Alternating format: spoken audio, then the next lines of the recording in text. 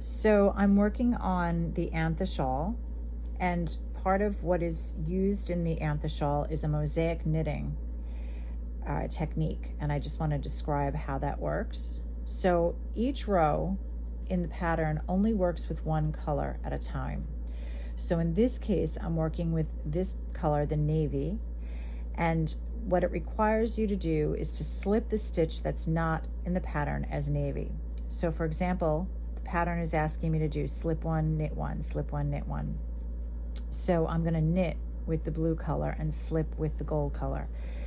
Now, because I'm on the right side of the work, I'm going to slip with my yarn held in the back, but I'm going to slip as if to purl and knit, slip as if to purl, knit, slip as if to purl, knit, slip as if to purl, knit, slip as if to purl, knit, and the entire time I'm keeping my yarn towards the back.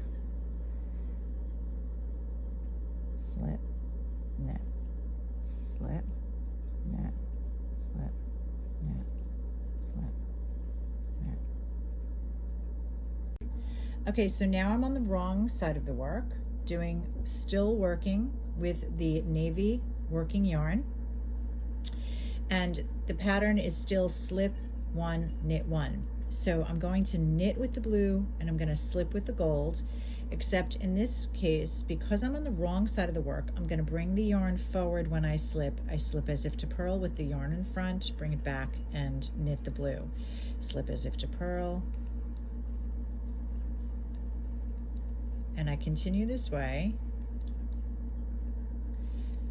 working with only one color at a time, which is what makes this really unique. And if you understand that, concept, that was where I got tripped up in the beginning of this shawl, I didn't understand, because the charts don't always, at first you have to read the directions really carefully, which I'm not the best at, but it's only one color at a time. So if you're on a chart row that has a blue yarn or a red yarn, you're only going to be knitting that color yarn. And when you're on the wrong side of the work, your yarn is in the front when you're slipping. And when you're on the right side of the work, as I said before, your yarn is in the back when you're slipping. Okay? Okay, so here we are at the end of those rows that were slip stitches, the knitted stitches, and then knitted straight knit stitches on the outside.